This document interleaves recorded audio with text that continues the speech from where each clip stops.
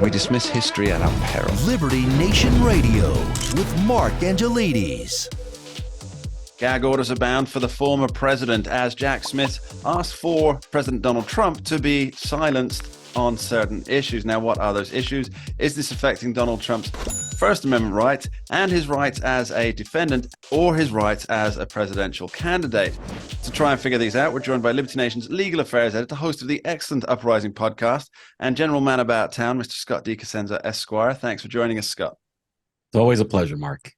So, Scott, we all heard about the gag order that has been imposed on former President Donald Trump. Now, this is in the case being held in Washington, D.C., related to obstruction of an election and various things. The federal criminal trial instituted by Special Prosecutor Jack Smith in federal district court in Washington, D.C. Yes, on Pennsylvania Avenue, for those who wanted any more specific. For being a bad person and not for voting against Joe Biden, apparently, is not to be flippant, but yes, I do understand where you're coming from that. So what I really want to know with this, Scott, is he applied for a gag order.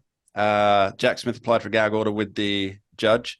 The judge granted it, at least in part. Now, what did she say? What did she grant Jack Smith? The Biden Justice Department, through Jack Smith, applied to have Donald Trump basically be shut down for making all manner of disparaging statements in a way that I think would have severely implicated his campaign for office. Now, Judge Tanya Chutkan is an Obama appointee to the bench. She was unanimously supported in the United States Senate, by the way, for her final confirmation. 95-0, wasn't it? Yeah.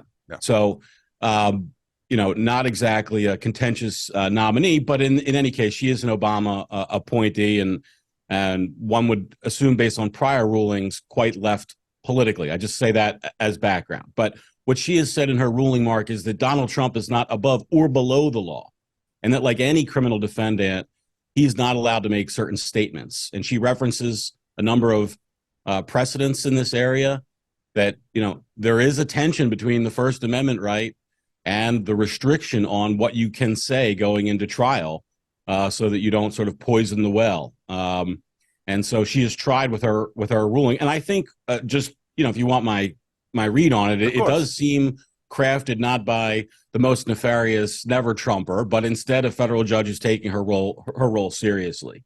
And so, he's prohibited from making statements against the special prosecutor himself and the court staff and that sort of thing. But she says explicitly that he may criticize the government generally, including the current administration or the Department of Justice. So it's not like there's any restriction on what he might say about Joe Biden, for instance.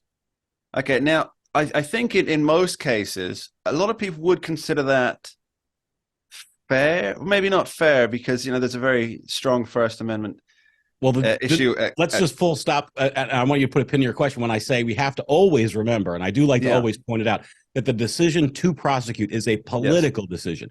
This was a political decision by the Biden administration to go after Trump criminally. Well, this is where I'm coming from on this. So Donald Trump is allowed to criticize Joe Biden without being, and let's be fair, he could either be fined, have things weigh against him in the court, or even be put in jail if he goes against this order. Is that correct? Those are typical remedies for contempt, and that's what it would be if he went against the judge's order. Okay, so Joe Biden can't be former President Donald Trump can't be jailed, sanctioned, we should say. You're right. Sure. In any case, for speaking against Joe Biden, but he can be for speaking against Jack Smith. Yes. Now, Jack Smith, the prosecutor in the case, this is why I find this one quite strange, because Jack Smith personally has demonstrated bias in the past, and he has been sanctioned by the Supreme Court, no less, for overstepping his prosecutorial role against a former Republican governor. Isn't that right? Make no mistake about it. The judge recognizes that this ruling is an imposition against Donald Trump's free speech.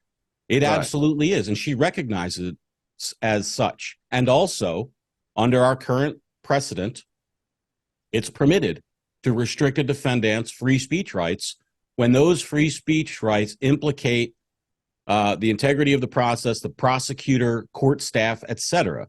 And so saying that Donald Trump is subject to these rules, just like any other criminal defendant might be, I hear you saying, well, yeah, but it's, this is a bit of a different case. And while it's true, this is a bit of a different case, applying the law to Donald Trump like she would any other defendant is actually the appropriate thing to do for the judge. In other words, it's not like they've manufactured, it would be one thing if, for instance, Joe Biden himself decided, well, I'm a lawyer and I'm the president, I'll be the prosecutor. And that way, Trump can't say anything bad about me, for instance. That would be gaming the system, presumably, to effectively muzzle Donald Trump. It doesn't seem like Mr. Smith's appointment as special prosecutor was done so that Donald Trump would then be unable to criticize Mr. Smith going forward in the election, right?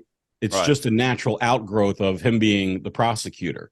So it just doesn't read to me, Mark, like this is some let's muzzle Donald Trump effort. By the way, on behalf of the judge, it clearly is an effort to do so by the administration, without question, I think. But I don't think that we can throw Judge Chutkan into the bucket of they're all out to get him. Now, okay, just everybody else. I'm not saying that it's the judge. Yeah.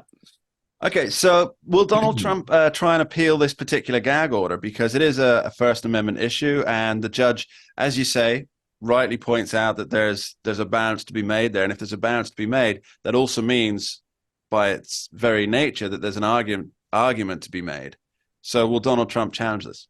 He has said he will appeal the ruling of the court, Mark. But one of the things that we need to think about is when we evaluate the likelihood of success of any kind of appeal like this is, as you say, it's a balancing test. And that's why we have judges in order to, I had a philosophy professor who used to say that a good philosopher is like a good butcher. They know where to cut. And the same thing could be true for a judge. Yeah. And the idea that this decision of hers was so outside the bounds of her authority or the current case law that it should somehow be reversed pre-trial or in an interlocutory appeal, I think is out of bounds. And I don't think he will be successful, at least initially, with this kind of appeal. Okay, well, we'll be following that on the pages of Liberty Nation. Now, just libertynation.com. Very quickly, I want to talk about some other slight presidential shenanigans. And I know, Scott, that you're not a huge fan of this particular story, but I think it's worth mentioning just for the sheer chutzpah of present-day Democrats. And now, or chutzpah even. Chutzpah. Former President Barack Obama is tangentially connected to a case that's just concluded whereby a rapper from the Fugees has been found guilty of acting as an agent to funnel money, millions of dollars from China, so presumably from the Chinese government, into Barack Obama's election campaigns to become president. And he's been found guilty of that. And the story that's most recent is that the lawyer in the closing statement used AI to help craft. Now, that's interesting in itself. But what I find most interesting is that most of the people in the entire world do not know that Barack Obama won the election, presumably with the aid of millions of dollars that came illegally funneled in from China. What's your take? Well, yeah, so Pros is the rapper in question, and the story, the most recent story is that he's saying through new lawyers that his old lawyer didn't do a good job for him because he used AI to craft arguments, and therefore he deserves a new trial, basically, on these charges. Now, to your question about what do I make of the Obama using illegal campaign contributions to fund his presidential run, I would say that if we recall, Mark, the story we just spoke about of Donald J. Trump being prosecuted criminally, it's good to have the prosecutor on your side because then you don't get prosecuted when you break the law. And it's bad if they're against you because then they can just use the law as a weapon against you. Yeah, I think it would be a wonderful situation to ask people who are specifically against Donald Trump that if it was found out that Donald Trump got elected in 2016 due to millions of dollars of funds secretly pushed into his campaign by the Russians, should everything that Donald Trump did as president be automatically reversed? And then wait to see their faces drop when you ask the same question about Barack Obama. Anyway, I just think that'd be a wonderful thought experiment. Scott Consistency DeCosenza is the hobgoblin of the conservative mind, Mark. I love that phrase. Consistency is the hobgoblin of the conservative mind. Scott DeCosenza, thanks ever so much for joining us. Cheers. And that's about all we have time for on this week's edition of Liberty Nation Radio right here on the Radio America Network. I'd like to thank our guests and you, the listeners, for taking the time to tune in at home. We appreciate you, and we'll catch up next week. Thanks for listening. We dismiss history at our peril. Liberty Nation Radio with Mark Angelides.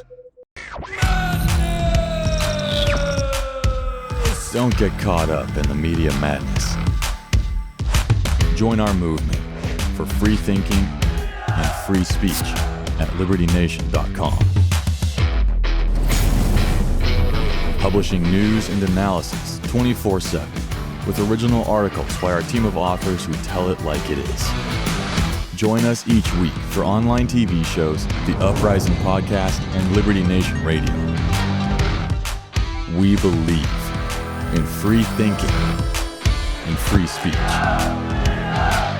We are libertynation.com.